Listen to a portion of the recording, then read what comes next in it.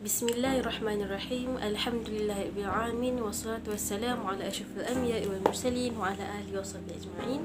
Subhanaka la ilma lana illa ma 'allamtana innaka antal alimul hakim wa la haula wa la quwwata illa billahil aliyyil azim. Assalamualaikum warahmatullahi wabarakatuh. Kaifa halukum jami'an? Bagaimana keadaan kita berada di rumah? Bagaimana keadaan iman kita, istiqamah kita berada di pertengahan Ramadan? InsyaAllah kita nak menghampiri 10 malam terakhir. 10 malam terakhir yang salah satunya adalah malam Lailatul Qadar. Baiklah, untuk minggu ini adalah berkenaan Allah Al-Mu'izz, iaitu Allah yang maha memuliakan. Allah Subhanahu Wa Ta'ala berhak memuliakan ataupun merendahkan sesuatu kaum.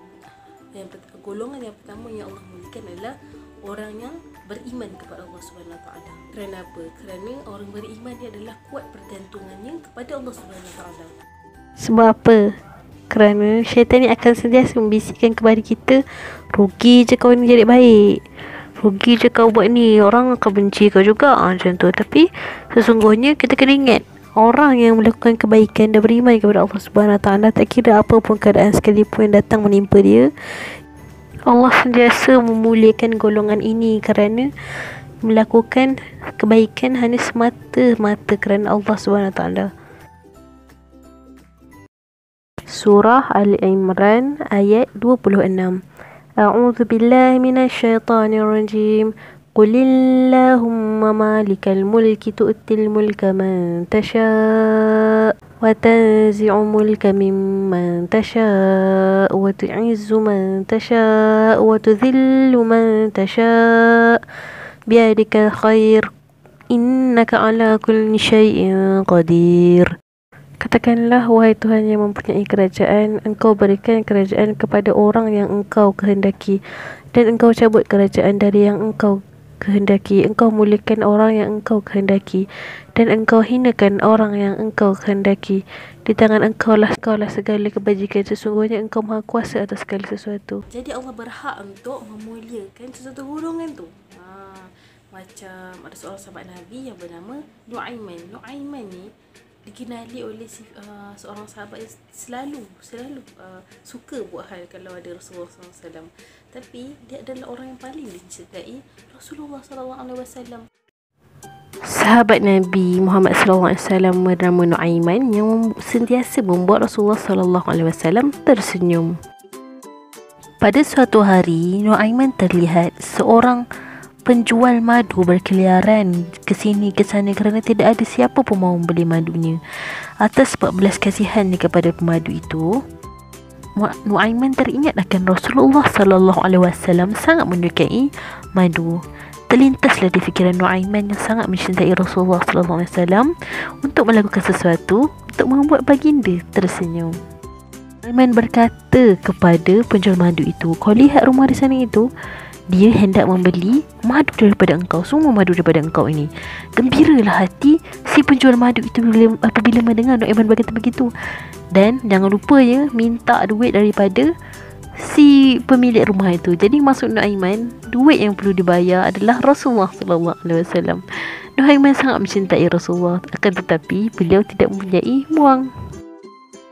Beliau berkata kepada penjual madu itu, "Aku akan pergi kerana masih ada urusan lagi. Sebentar lagi penghuni rumah itu akan keluar dan bayar kepadamu harga madu itu."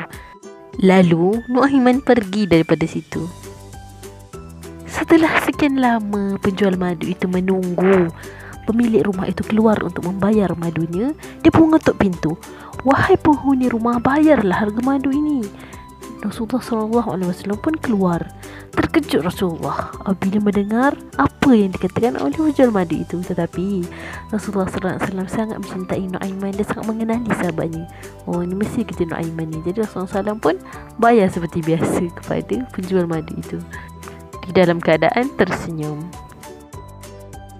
Keesokan paginya Rasulullah SAW datang bertemu Nu'aiman dan bertanya, "Apa yang telah engkau lakukan terhadap keluarga Nabi-Mu, wahai Nu'aiman?" dalam keadaan tersenyum. Nu'aiman baru berkata, "Ya Rasulullah, aku tahu engkau sangat suka sekali nikmati madu, tapi aku tidak mempunyai uang untuk membeli dan hadiahkan kepadamu." maka aku menghantarkan saja kepadamu, dan semoga aku mendapat taufik ke arah kebaikan yang aku lakukan untukmu. Allah sallallahu alaihi wasallam tidak langsung memarahi Nuaiman. Nuaiman memang dikenali sebagai seorang sahabat yang selalu membuat sahabat dan juga Rasulullah SAW ketawa dan menceriakan suasana. Bukan sahaja begitu, Nuaiman juga adalah mujahid yang terlibat di peperangan Badar dan berperang turut sama dengan Rasulullah sallallahu alaihi wasallam. Oleh disebabkan itu, Rasulullah SAW berkata, Nuaiman akan memasuki syurga sambil tertawa kerana ia sering membuatku tertawa. Kehidupan Rasulullah SAW ni bukan sentiasa serius, berdakwah, perang. Tak, sebenarnya ada je benda yang menghiburkan hati Rasulullah SAW. Nuaiman dia adalah di antara sahabat yang Rasulullah SAW sangat cintai. Sehingga kan bila Nuaiman ada di kalangan itu, di kalangan sahabat di hadapan Rasulullah SAW akan tersenyum, gembira melihat Nuaiman, sehingga para sahabat yang lain akan suruh Nuaiman, jom sekali jumpa Rasulullah, sebab kalau kau ada mesti Rasulullah SAW senyum. Jadi macam itulah rasa cinta Rasulullah SAW kepada Nuaiman, walaupun macam mana sekali keadaan pun. Jadi bila Rasulullah SAW cinta kepada Nuaiman, Allah dua kali ganda sayang kepada Nuaiman. Jadi sebab kerana Nuaiman ini mencintai Allah dan Rasulullah SAW, Rasulnya melebihi daripada segala-galanya. Jadi nak cakap kat sini, walau macam mana pun teruk seseorang sekalipun, jangan kita pandang hina. Sebab apa? Yang memuliakan, yang memanahi, yang menghinakan segolongan hamba Allah adalah hanya Allah saja yang layak. Kita tak layak untuk menghinakan. Fokus kelemahan kat diri sendiri, fokus kelemahan diri sendiri, apa yang perlu diperbaiki. Tak perlu kita untuk mencari kelemahan orang lain. Baiklah, insya-Allah ada Allah panjangkan umur Mu'alimah. Sepanjang Mu'alimah kongsi kat ini, Mu'alimah akan ambil daripada Tazkirah Ramadan oleh Arwah Ni Aziz. Jadi dia ada satu buku ni yang dikumpulkan apa yang pesanan guru Ni Aziz kepada kita. Jadi untuk hari ni Mu'alimah pilih tajuk solat tarawih mengantuk, tapi bila tengok drama matanya celik. Tajuk dia macam tu. Jadi daripada tajuk ini disebutkan satu hadis Rasulullah SAW bersabda, man shama ramadhana imanan wa ihtisaban ghufira lahu ma taqaddama min dhanbih. Sesiapa yang mendirikan bulan Ramadan dengan penuh keimanan dan keikhlasan, maka Allah ampunkan segala dosanya yang telah lalu. Riwayat Muslim. Jadi apabila kita melakukan Ramadan ini dengan ketakwaan, dengan kesungguhannya, Allah menghapuskan semua dosa kita, termasuk dosa kita yang lalu. Masya Allah. Ramadan kali ini pula adalah Ramadan yang istimewa. Bila kita lihat Ramadan ini adalah Ramadan yang paling istimewa, iaitu kita banyak masa untuk beribadat, kita akan banyak masa untuk baca Al-Quran, kita banyak masa untuk fokus ke ibadah kita. Sebab apa? Kita berada di rumah. Sebenarnya Ramadan kali ini adalah hadiah untuk kita, tapi manusia, hamba Allah yang punya sifat lemah, Allah tahu. Jadi kita kadang-kadang diuji oleh kemalasan diri sendiri. Sebab apa? Berada di rumah, di zon selesa awak. Jadi nak tak nak kita kena keluar daripada zon selesa. Kita adalah seorang manusia, seorang hamba, make mistake every time, every day. Tapi Allah ni tak akan pernah jemu untuk menerima kita semula. Contoh kalau manusia, sesama manusia, dia tahu satu aib kawan dia ataupun dia tentang seseorang itu, dah mula dah pandang serong, ataupun tak naklah kawan dia, contoh tak naklah kawan dia, ayah dia ni pemabuk dah, tak naklah kawan dia, adik dia pencuri dah. Kita tahu tentang aib tu bukan berkaitan dengan dia lagi. Kalau berkaitan dengan dia lagi, tu adalah orang sekitar dia. Cuba yang baik berkaitan dengan dia. Kita nak lawan dengan dia, dulu dia pernah mencuri lah. Jadi bila kita tahu aib seseorang itu, kita terus ubah persepsi kita pada dia. Tapi Allah SWT, banyak macam mana pun aib kita, banyak macam mana pun dosa kita, Allah tetap menerima kita. Pintu taubat itu terbuka seluas-luasnya selagi mana belum tibanya hari kiamat. Jadi kita belum terlambat lagi untuk kembali kepada Allah tanpa berputus asa di atas rahmatnya. Solat tarawih merupakan ibadah yang paling dituntut ketika bulan Ramadan. Imam Nawawi mengatakan, apabila kita ingin menghidupkan bulan Ramadan tu, lakukanlah solat tarawih. Tak lama pun, 20 minit je, 8 rakaat. Kita boleh tengok cerita 1 jam, kita boleh main bola sepak lebih daripada 3 jam. Apalah nak persoalkan ataupun diberikan alasan dengan masa 20 minit sahaja untuk melakukan solat tarawih. Tapi jangan pula kita terlalu mendahulukan yang sunat daripada yang fardu. Jadi yang pentingnya iaitu solat berjemaah fardu. Solat isyak contohnya, kita jangan terlalu sangat lebihkan tarawih melainkan yang fardu. Sebab solat sunat tarawih ni yang dituntut, tetapi boleh dilakukan secara santai-santai dan juga boleh dilakukan secara duduk walaupun dia mampu. Tapi berbeza pahala dengan orang yang solat berdiri, kecuali orang yang sakit. Dah ada pilihan dah Allah bagi, kita nak pilih untuk tak nak solat padahal ganjaran dia besar.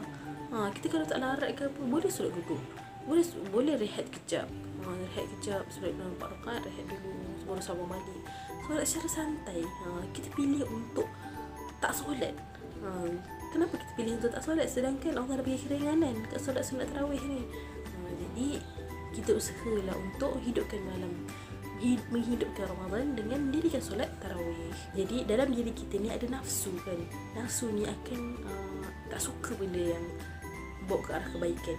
Dia akan rasa mudah sesuatu yang contoh perbuatan buruk yang susah, dia rasa mudah.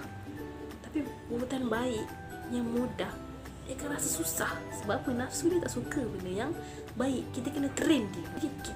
Jadi kadang-kadang kita kena kuatkan diri kita untuk melawan hawa nafsu kita. Jadi kita kena jadi dia yang ikut kita, bukan kita yang ikut dia. Jadi baiklah, setakat itu saja pesanan Mualimah terhadap solat. Jadi jangan sia-siakan Ramadan kita dan nak sampai ke 10 malam terakhir dah.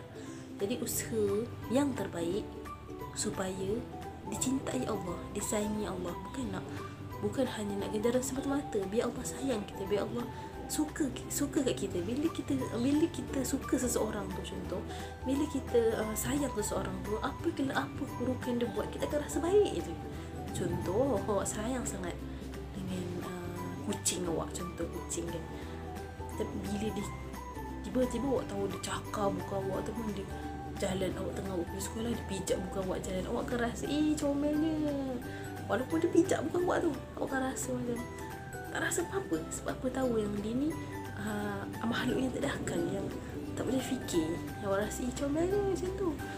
Jadi macam sebab awak sayang sangat, apa yang dia buat tu awak rasa benda yang menggembirakan hati awak. Jadi bila awak disayang Allah SWT, awak buat dosa macam mana pun, awak kembali kepada Allah, Allah terima semula. Awak buat dosa lagi, awak kembali kepada Allah, istighfar kepada Allah, Allah akan terima semula. Jadi jadilah berusaha untuk menjadi hamba Allah SWT yang dicintai, yang disayanginya.